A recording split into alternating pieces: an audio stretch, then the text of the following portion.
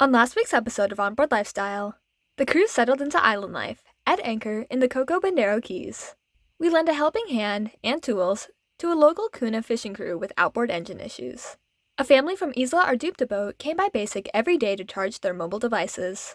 In return, they gave us a few fresh conchs to show their appreciation, which was quickly turned into another delicious meal. And the captain second guesses our decision to be in the Sandbloss Islands during the rainy season. Something's in the air. I can feel it everywhere. Every color seems to bloom, and there's light in every room. Now they're looking up, I can see it. We are going to be heading out to the next island, or probably in the next hour or so.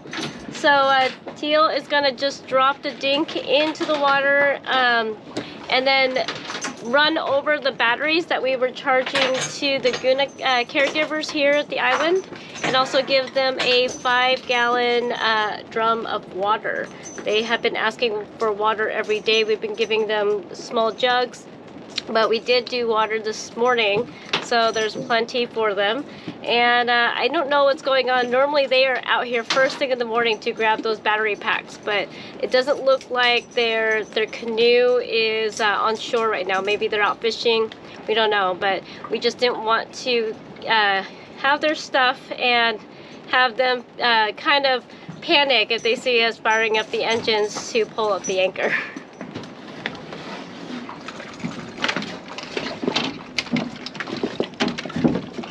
Okay, I'll be back in 10 minutes.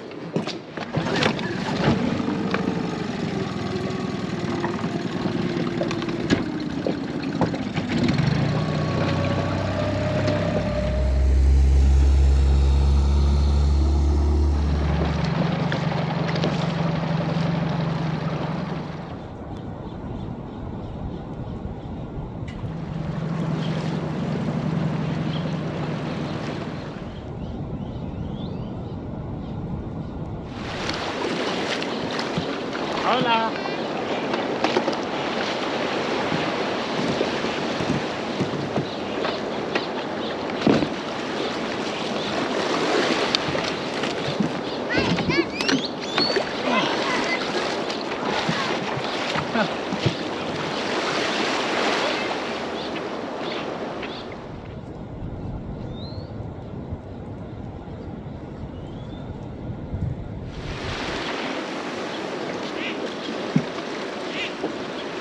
The men are gone today. They ran to town, I think, to sell some fish. So I gave them the water, gave them their devices, and they have more packs for me to charge up. So there's a storm brewing anyway. I think we'll leave in the morning. We'll get them some more electricity, a little more water possibly tomorrow before we head out. But man, super sweet people. Just could not be nicer.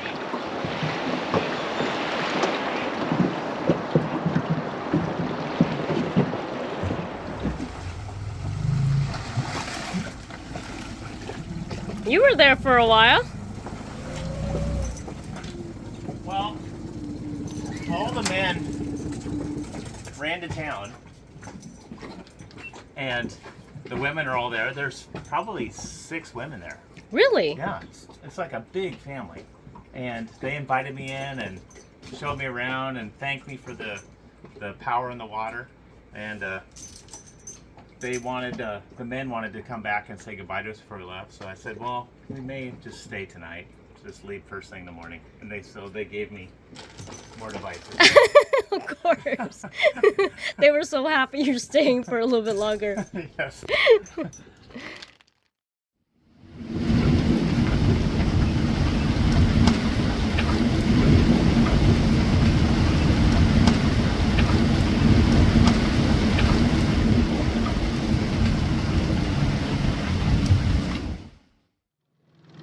Okay, we got one more cell phone charged up for them. So we're gonna run back Emma's gonna go with me.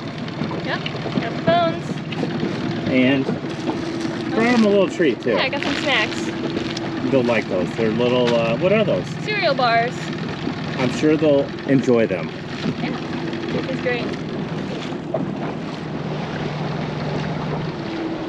We had a little incident, didn't we? Yeah.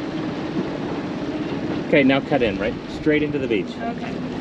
We hit a little coral head on the way. No big deal. We have a new prop. This one's been dinged up a little bit, but we made it. Galletas.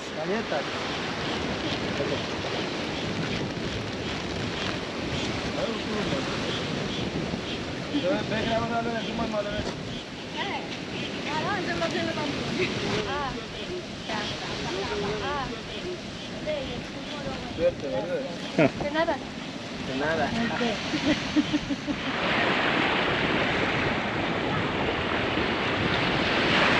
¿Cómo se llama? Me llamo Efrosina. Me llama Dioselina. Yo my Dilijay. Abdiel el Verdillo Alvarado. Kilian, dile Kilian. So que Kilian.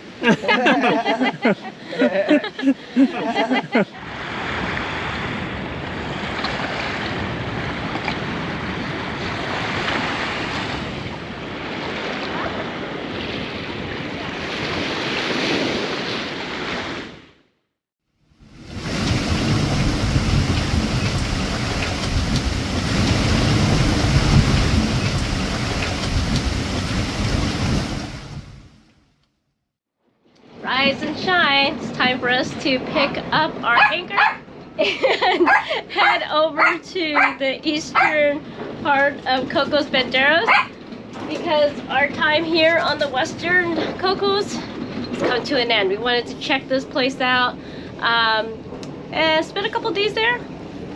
Maybe do a little snorkeling. It's a little bit deeper, so it's going to be interesting.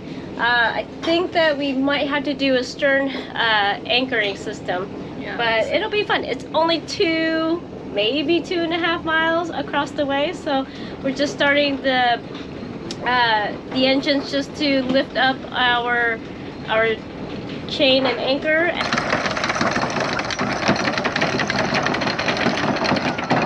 And then I think we're just gonna fly the jib and I don't know, get there in a bit. Kind of do a little slow crawl over to the other islands, but it should be nice. Hopefully, yeah, not far at all. But hopefully the sun will come out and we can enjoy this beautiful area. These are the iconic islands that are actually on the cover of the Bauhaus Panama Guide, so it should be really nice.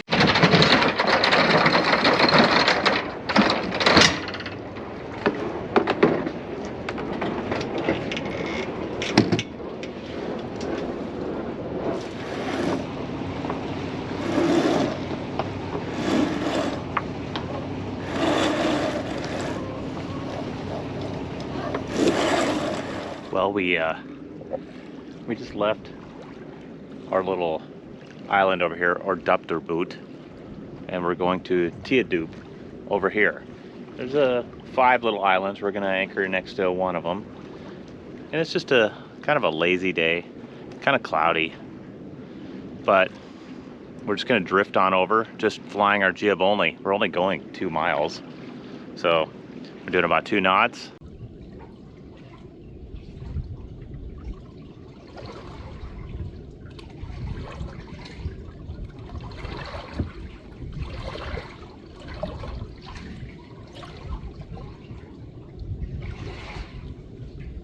Take us about an hour. No big rush. Not even enough distance to put up the main. I mean, we're already halfway there and we just left. So just a nice leisurely sail this morning.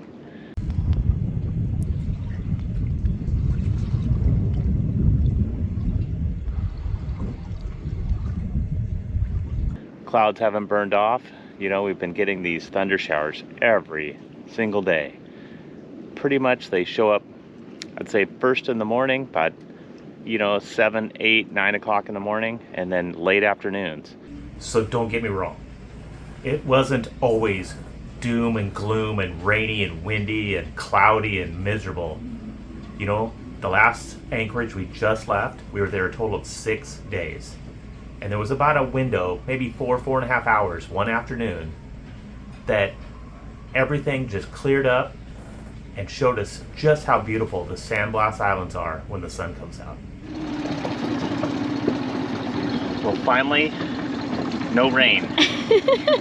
We've been here, what, 5 days? This is the first time the sun has poked its head out, so we're gonna give Compass a little island time. You excited, buddy? And it's his own island, you guys. It's Compass sized.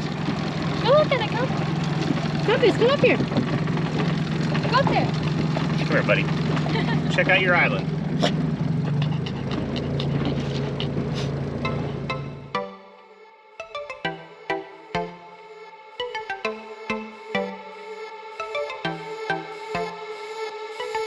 You excited, buddy? Come on, let's go.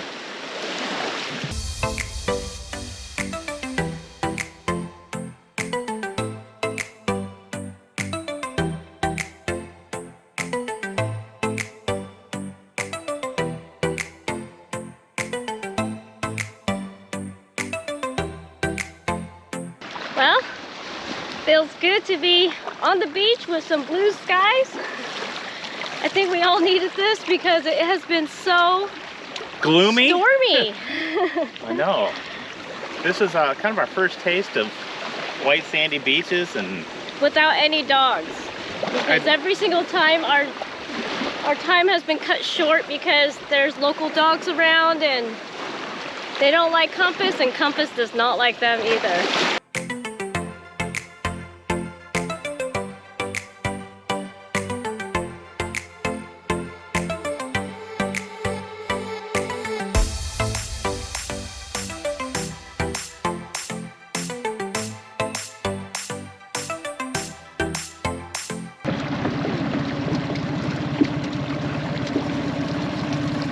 I think that somebody had a great time. I sure did.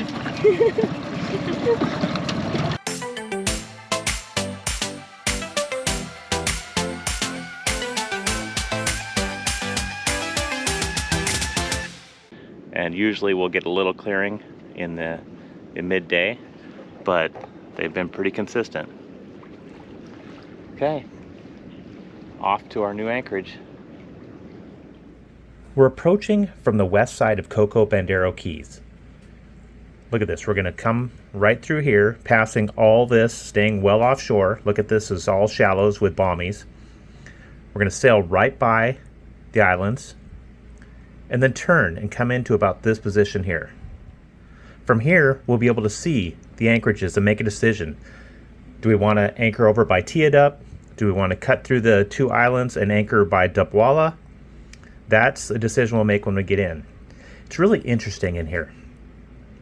Look at this. You can see all these boats anchored in here. It could be quite tight. I would assume this was done during winter time when it was peak season. But this anchorage, see these shallows right here? This is all coral. This is 1 meter or less deep all around these islands. And then it drops straight from this. It's like a shelf, drops down to the white sand here. That's probably 2 to 4 meters deep through here. But these darker patches, those drop off to 10 to 15 meters. So the plan is to come in here and anchor on some of these 2 to 3 meter deep areas, maybe 4 at the most, because it's such a tight anchorage. I don't want to put out a lot of scope because we'll be swinging with these storms that are rolling through. I want to make sure we have plenty of clearance. So I'm thinking if we could get not in the deep here, but maybe right in here or over here or possibly over here. We'll make the decision when we get a little closer.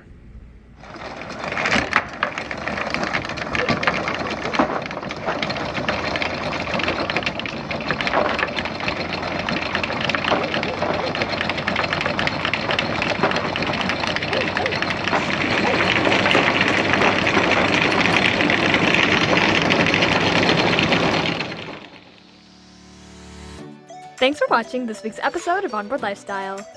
A huge thanks goes out to our wonderful patrons, whose generous support drives the production of our videos. Join our crew if you can. Even though the weather has been a bit on the miserable side, our time in our Orduptarboat was special. Communicating with the local families was not hard to do. We became good friends in the short time we were there, because no matter what language you speak, a smile always means a smile. Come back next week as we meet new people in a whole new place. See you then!